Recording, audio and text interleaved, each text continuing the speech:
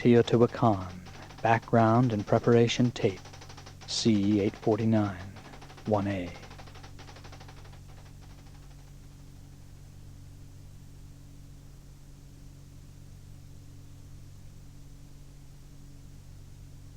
Hello, I'm Dick Sutphen, and this tape is an introduction to Teotihuacan, an ancient city which may be part of your lineage of past lifetimes. My personal story begins in 1974 while driving through Mexico. The archaeological zones were my primary interest, and I visited many impressive sites during 3 weeks of wandering the backcountry. And although I felt no personal identification with the pyramids, temples, and sculpture, I was awed by the size of these lost cities and the obvious level of their development. And on my way back to the United States, I felt impelled to visit Teotihuacan, the largest archaeological zone. It's located in central Mexico, a few miles outside of Mexico City. The moment I first viewed the Pyramid of the Sun and the Pyramid of the Moon, my sense of detachment disappeared. A vague sense of familiarity engulfed me as I walked slowly down the long street of the dead. The sculptures or remains of temples and palaces rivaled anything I knew of European history.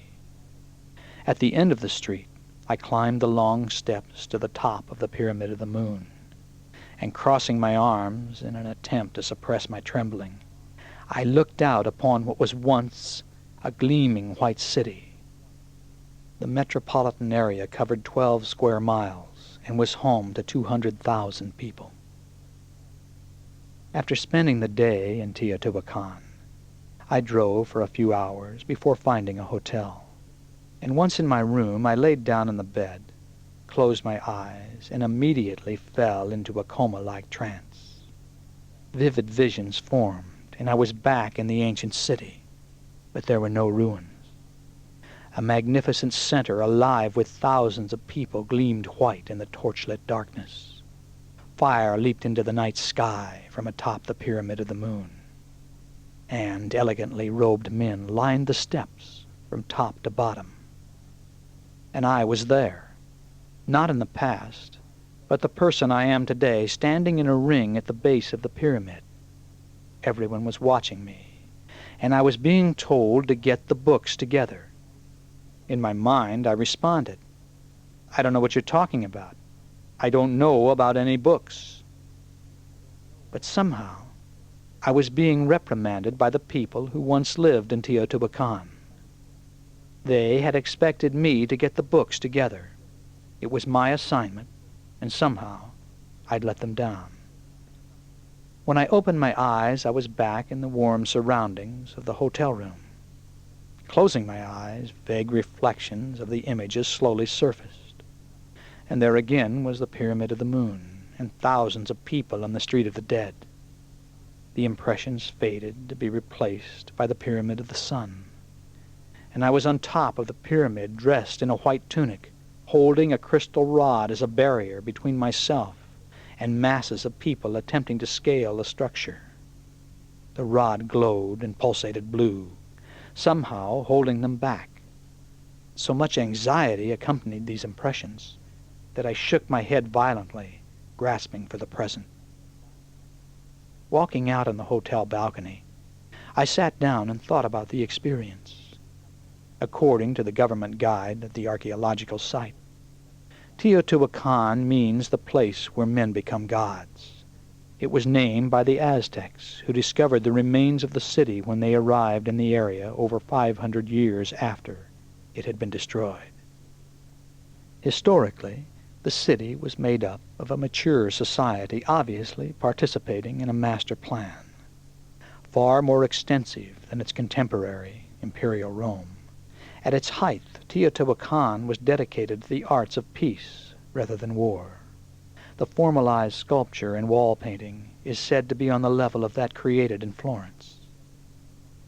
The paintings reveal an intensely religious people, and the city was the seat of a religion with wide appeal, possibly headed by a supreme pontiff. Other archaeological evidence suggests that there may have been as many as 4 co-rulers. but there is little doubt that the city was governed by a theocracy, which means a form of government in which God or a deity is recognized as a supreme civil ruler, or a system of priests claiming a divine commission. Standard archaeology, however, is unable to tell anything more of the rulers who guided Teotihuacan's destinies, for their names and deeds are unrecorded. In 1971, a tunnel was found leading through the bedrock underneath the Pyramid of the Sun. It ended in a series of chambers in the form of a four-leaf clover, the chambers divided by man-made walls. Archaeologists believe the tunnel suggests some kind of cult, of which these chambers formed the inner sanctuary. Archaeologist René Malan's 1962 aerial photographs revealed over 2,200 apartment compounds, in addition to all the temples, palaces, platforms, and major structures.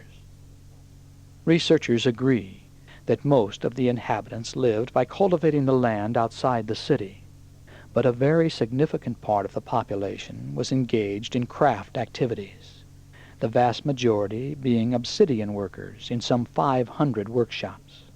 Obsidian is a volcanic glassy rock similar in composition to granite, usually dark but transparent in thin pieces. There was also evidence of over 100 other types of workshops for ceramic, figurine, lapidary, shell, basalt, slate, and ground stonework. Carbon dating in historic research concludes the city began about 200 B.C., and it lasted 1,000 years. It was most densely populated between 450 and 650 A.D., and reached the peak of its power and influence around 500 A.D., seeming to enjoy a golden age of peace and prosperity. By 650 A.D., some form of degeneration had set in. The presence of warriors or military figures were totally lacking in the paintings until this later period. In the 8th century A.D., Teotihuacan suffered a major disaster, ending in total collapse. Evidence proves that the city was sacked, burned, and partly destroyed. Some archaeologists contend that the destruction was so methodical that the priests destroyed their own temples. The writings of 16th century chronicler Fray Bernardo de Sahagun may shed some valid light on the demise. In Book 10 of his history, he tells a story that can be linked to the fall of Teotihuacan, the first event in Mexican history to which a written source refers. He says nothing of why the city fell, but describes the leaving of the wise men. Now this is from the manuscript. The wise men remained not long. Soon they went. Once again they embarked and carried off the writings, the books, the painting. They carried away all the craft, the casting of metals. And when they departed, they summoned all those they left behind. They said to them, Our Lord, the protector of all, the wind, the night, saith, You shall remain. We go, leaving you here. Our Lord goeth, bequeathing you this land. It is your merit, your lot. Our Lord, the Master of all, goeth still farther, and we go with him. Whether the Lord, the night, and the wind, our Lord, the Master of all, goeth, we go accompanying him. He goeth back. But he will come to do his duty, he will come back to acknowledge you. When the world is become oppressed, when it is the end of the world, at the time of its ending, he will come to bring it to an end. But until then you shall dwell here, you shall stand guard here. Now that's the end of the 16th century writings. What Sahagun says of carrying off the books may be interpreted as a form of ritual destruction, or, as I was to learn later in my past life regression experiments with hundreds of people, the books may very well be programmed crystals, a carryover from the awareness of Atlantis. Another interesting possibility reported by some regressed subjects is The wise ones could have been returning to another planetary system. My 1974 Mexican experiences were discussed briefly in my book, You Were Born Again to Be Together. I had started writing this book shortly before my trip below the border.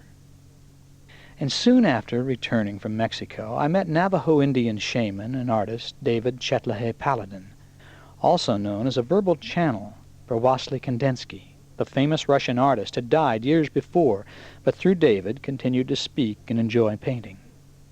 For several months, every Thursday morning, I met with David in his Prescott, Arizona art studio to tape record metaphysical discussions. As David painted, he would go in and out of trance. Sometimes David would be relating a concept, and then, in the next sentence, Kandinsky would come through. "Can you give me any insight about my experience in Mexico?" I asked. "Well, I'm surprised you haven't figured it out on your own," Kandinsky replied in his heavily accented, ever-jovial voice. "What you are doing and the concepts we have been discussing over the last several weeks are the basis of the books. You have already begun to get the books together. In your Teotihuacan incarnation, you had this knowledge. It was recorded and also painted upon the walls of the structure which stood adjacent to the Pyramid of the Sun. Changes in governing structures caused you to fear the misuse of this knowledge, just as you do now. So, in the past, you painted over the murals, disguising their true meanings, and you and others destroyed the records. There are many you have met and will continue to meet who were part of this. You had far more knowledge at that time than you have thus far assimilated in your present life, but you are rapidly opening yourself once again. A pact was made in what is now called Teotihuacan, agreeing to reassemble every 700 years to present this information once again. You have often reincarnated together, but the conditions have not always been conducive to the presentation of these concepts. It is time once more to offer this understanding to those who have the ability to perceive it." I listened intently to Kandinsky, and then asked a question. "If I'm part of a group that relates back to Teotihuacan, why did we make a commitment that would last thousands of years?" "There was enough energy remaining alive at this time for you to work with," Kandinsky replied, through David Paladin. "The people fed a tremendous amount of energy into this idea." "But why?" I asked.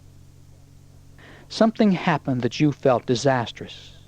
Part of your belief system was being eliminated, and you wanted the wisdom to last for eternity. Not knowing it would last for eternity anyway, you put even more energy into it, thus creating another potential from that experience." And now, bringing the story up to date. The first 6 months of 1987 were primarily spent writing Predestined Love, a new book for Simon & Schuster pocketbooks.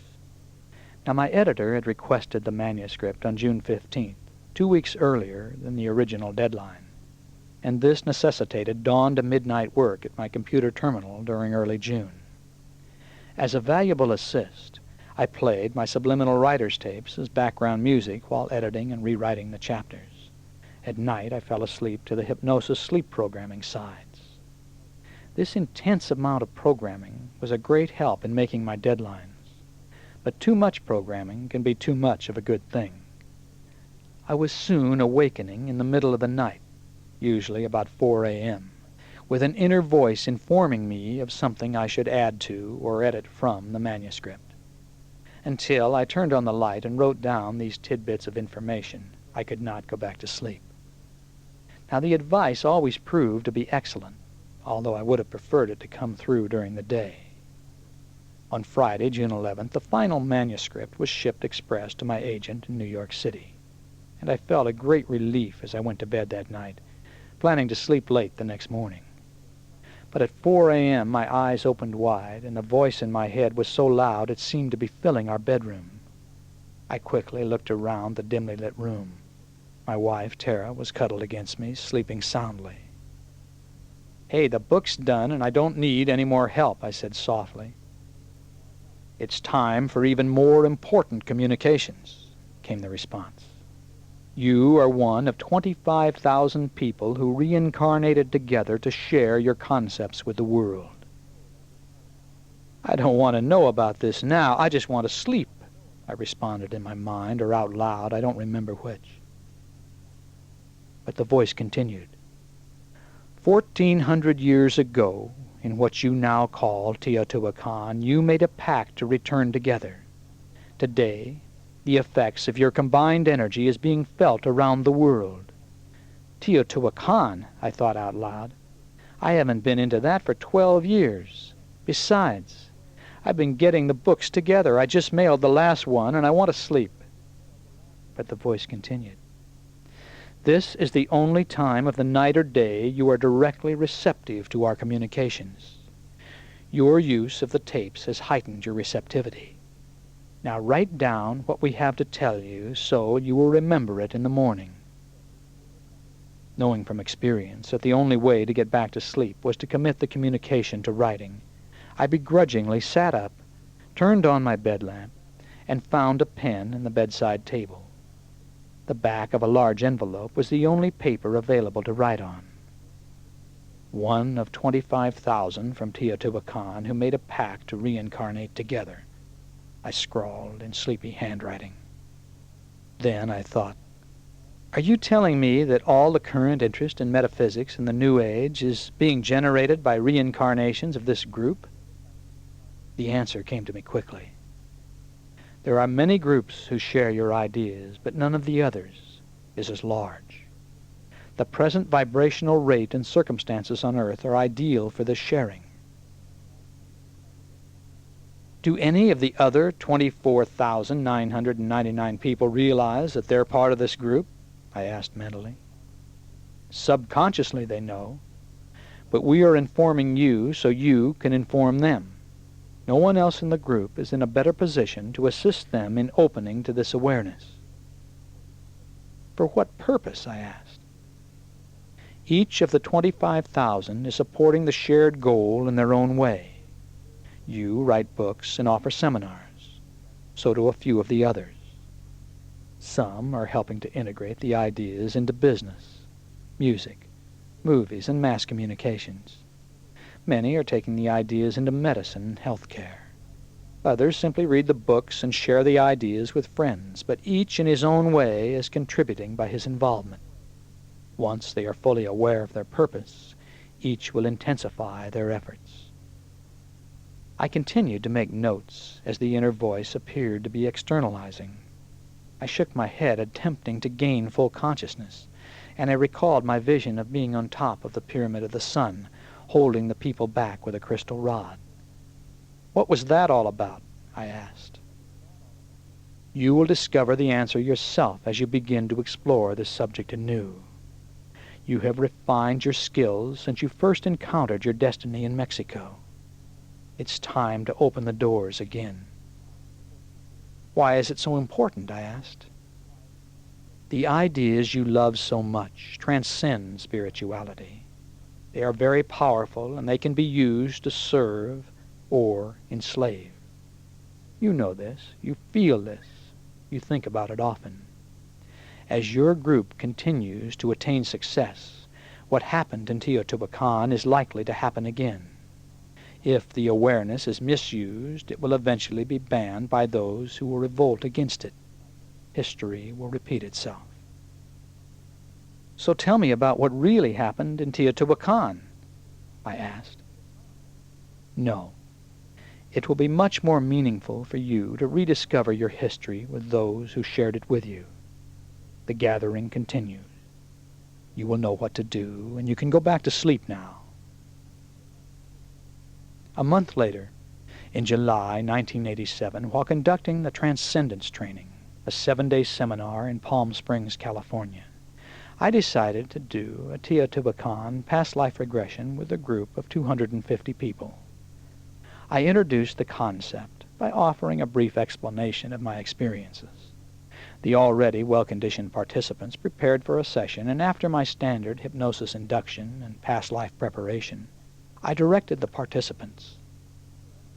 If you are indeed one of a large group of people who once lived in Teotihuacan, and you have reincarnated as part of a grouped pact to share metaphysical ideas, you are now going to go back in time and relive some of your experiences as part of that civilization.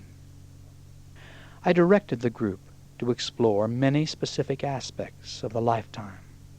After the awakening, I asked, how many of you feel you were part of what happened in Teotihuacan? 2/3 of the hands went up. 150 to 175 people. Some were upset over the experience. Many volunteered to individually share over the microphone what they observed in the regression. And the story sent goosebumps up and down my arms as I heard others describe the things I had seen myself in visions and regressions. I conducted the Teotihuacan regression again during the late summer and early fall in Sedona, Arizona, Denver, Colorado, Philadelphia, Pennsylvania, and at my past life therapy professional training seminar in Los Angeles, California. In each city, the results were the same. At least 2/3 of each room was part of the experience. A critic suggested that the large response was due to group suggestion.